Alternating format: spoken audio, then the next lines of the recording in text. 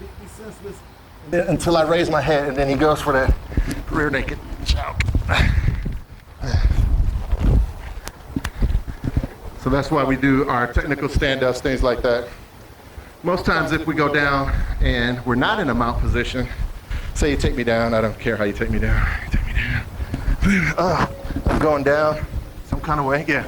So here, and he wants to come to mount, I'm gonna use my knees first, and that's the closest thing, keeping my hands here, and then controlling at the hip or the quad area, maybe a foot or something, to push back. Once I push back, if I don't want to get on top of him, I can do my stand up and escape or jump back on him if that's what I want to do, if I want to keep engaging. Depends on what we're doing, the intensity of the situation, and the skill level that I have. I might just want to get out of there. Sigma Chris, could you take a moment and walk through the different parts of the technical stand-up for everybody? Certainly, yes. All right, so technical stand-up, let's do it without engaging first. Yes. So if I'm on my back or on my side, I want to come to what we call a sitting guard. I want to sit up, I'm going to post the base here, and this hand's going to protect. So maybe come around to the front, man. So this hand is protecting my face, and I've got this foot to kind of, I can kick and create some distance there. So once I kick, boom, I want all my weight on the opposite leg and opposite arm. From here, I'm going to lift my hip up and towards the sky. So I don't want to try and bring my foot back straight. I want to lift the hip to the side. From here, I could pull this leg through and stand up. Normally, there would be a hop to kind of close the distance, because just because I'm coming up, that doesn't mean Matt has to stop attacking. So let's go through it again. Let's say I'm down. You knock me down. So I come to my sitting guard. Here I want to create some space. Boom. That's one. Raise the hip. Two. Pull the leg through. Three. And then step back with the guard up. You can go from there. Thank you. You're welcome. That's also found on our Patreon page. I list all of these movements, detail, different angles, things like that.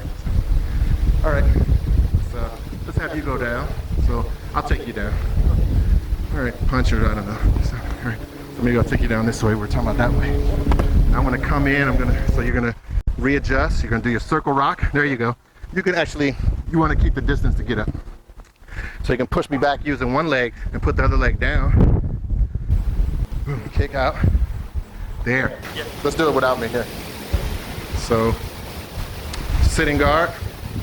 When you sit guard, yeah, bring it all the way back. There you go. Good. Do it again with me giving you the heat.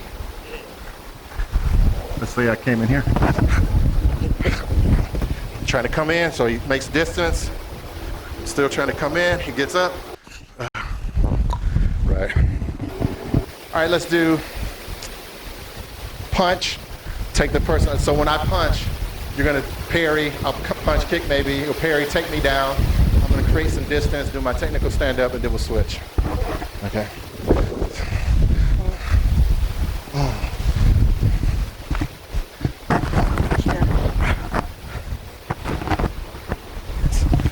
So this way is a little different. I can just hop up like that.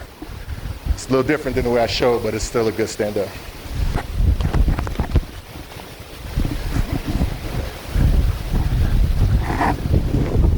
Create the distance. Good. Nice.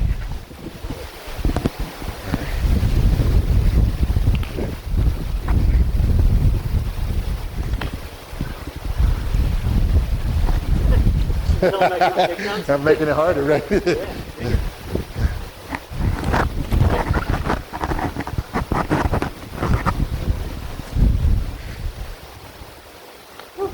When you practice in your school or with your buddies or whoever, try that.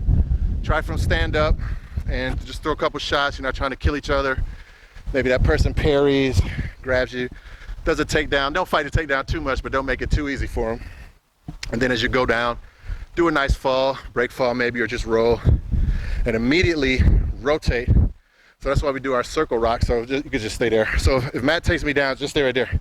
If Matt takes me down, I hit the ground here. I want to circle rock to face him, and then I can start putting the feet his way and get ready to make my technical stand-downs from there. All right, so yeah, practice that. Because in real situation, even though people may practice ground fighting, we don't want to be on the ground, especially if there's multiple numbers of people, right? Or if, you know, being on the ground can be hard on the concrete. It really hurts your back and shoulders. It's just a really hard surface once you contact with the earth, especially pavement, things like that. So we want to get up as soon as possible, and actually we want to make our escape. So we're not trying to demolish the person. Maybe if you show enough skill, you can make that person think and say, hey, go home, let's leave it alone, you know, and you never know. Check rather than harm. Yeah, we want check rather than harm, right? Excellent. A little bit